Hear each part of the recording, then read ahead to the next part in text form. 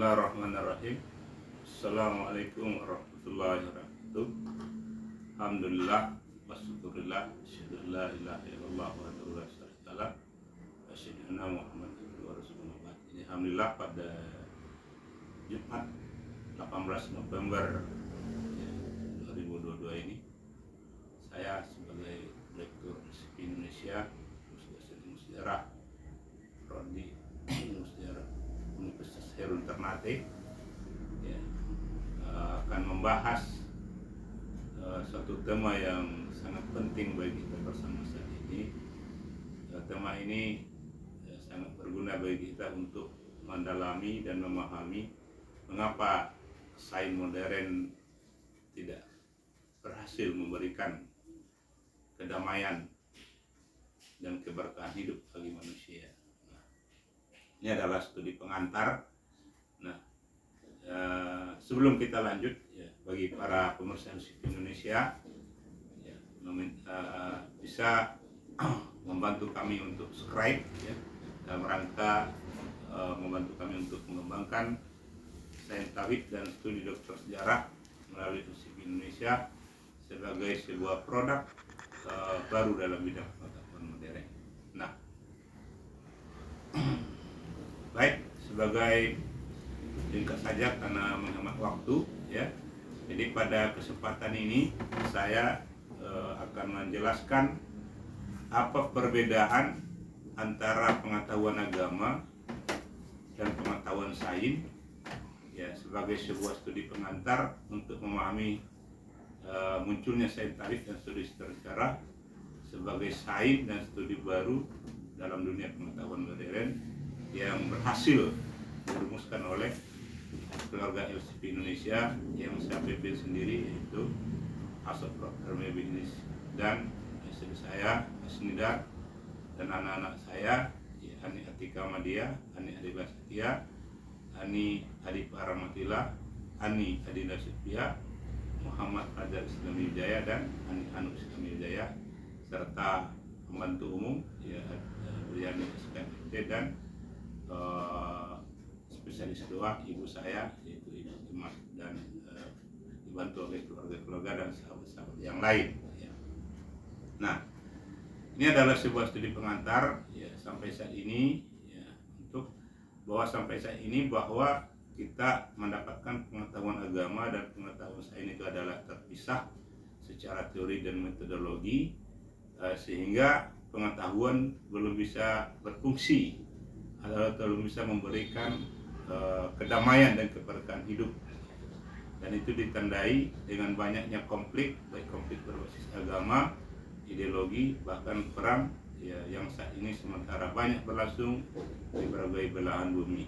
Ini adalah membutuhkan penyelesaian dan belum ada studi sains atau studi baru yang bisa digunakan oleh negara modern dalam memahami dan mengatasi masalah kesulitan ini secara sehat dan ilmiah. Kami dari keluarga LSP Indonesia berhasil melahirkan sains tauhid dan studi sejarah sebagai sains dan studi baru yang fokus untuk memahami dan mengatasi masalah pendidikan, perdamaian, kesehatan, pengobatan, bencana, kesetaraan dan pemberdayaan sumber daya secara terpadu dan berkelanjutan dengan menggunakan ilmu sejarah terapan dan tindakan terapi mental terpadu dan tindakan TNT. Ini sains dan studi dokter sejarah ini adalah hasil rumusan penelitian mandiri kami selama 20 tahun dalam berjuang mengatasi penyakit stres, depresi dan trauma yang saya alami sendiri bersama istri dan anak-anak dengan menggunakan metode ilmu sejarah dan metode berpikir kritis kognitif yang dipandu oleh pengetahuan Al-Quran, hadis, pengetahuan ilmiah Islam dan pengetahuan ilmiah modern. Baik. Semoga penjelasan kami pagi hari ini, Jumat yang penuh berkah ini, bisa memberikan manfaat yang luar biasa pada kita, sekaligus memudahkan Indonesia menjadi promotor perdamaian global yang sudah dimulai dari G20 yang sukses diadakan di Bali. Kami dari LSP Indonesia mencoba membantu dari sisi teori dan metodologi sesuai dengan apa yang kami pahami.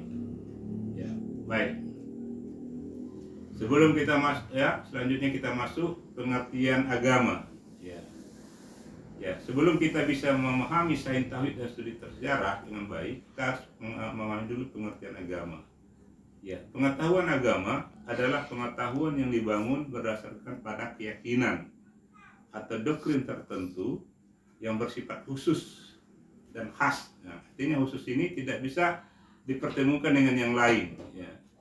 Mengenai Tuhan sesuai dengan keyakinan doktrin masing-masing agama.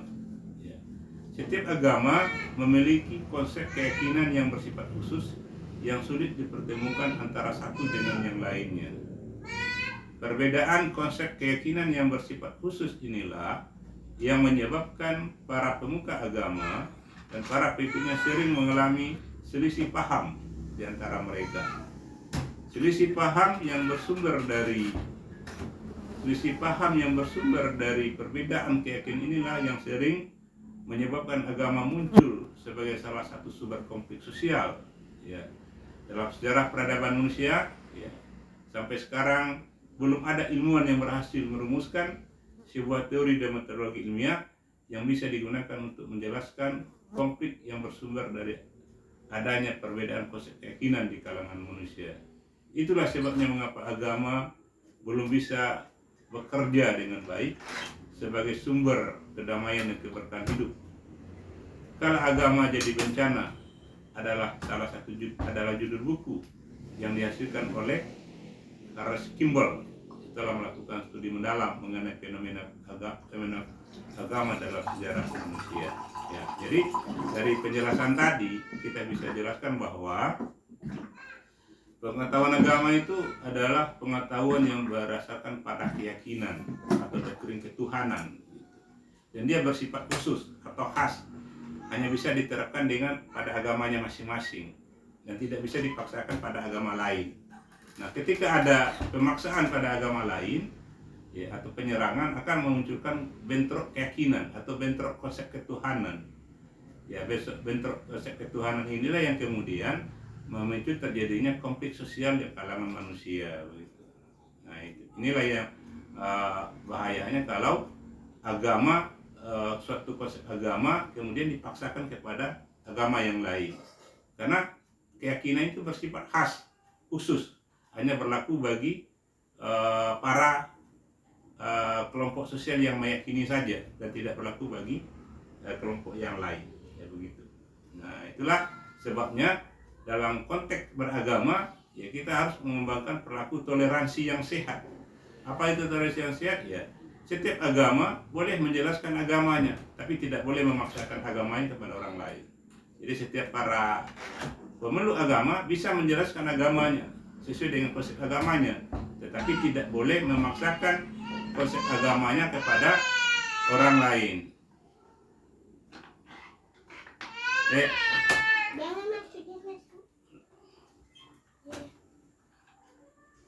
Jadi itulah salah satu metode yang bisa kita tempuh untuk menghindari konflik agama di era global ini adalah kita tidak boleh memaksakan agama kita kepada orang lain, walaupun agama kita benar menurut kita.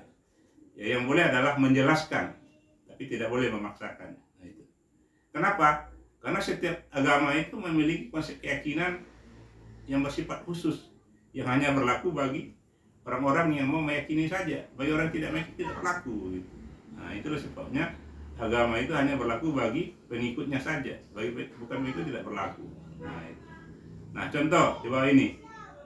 Pengertian pengetahuan agama Islam adalah pengetahuan agama yang dibangun berdasarkan pada keyakinan agama Islam mengenai Tuhan. Agama Islam adalah agama yang dibangun di atas keyakinan tauhid. Keyakinan tauhid adalah keyakinan yang meyakini bahwa Tuhan itu satu, yaitu Allah. Nah, jadi agama Islam adalah pengetahuan agama yang dibangun berdasarkan keyakinan Islam, dan tauhid adalah induk daripada keyakinan Islam. Jadi pengetahuan Islam adalah pengetahuan yang berinduk pada tauhid.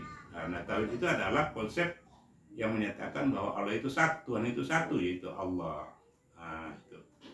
Kemudian contoh lagi, pengertian pengetahuan agama Kristen adalah pengetahuan agama yang dibangun berdasarkan pada keyakinan agama Kristen.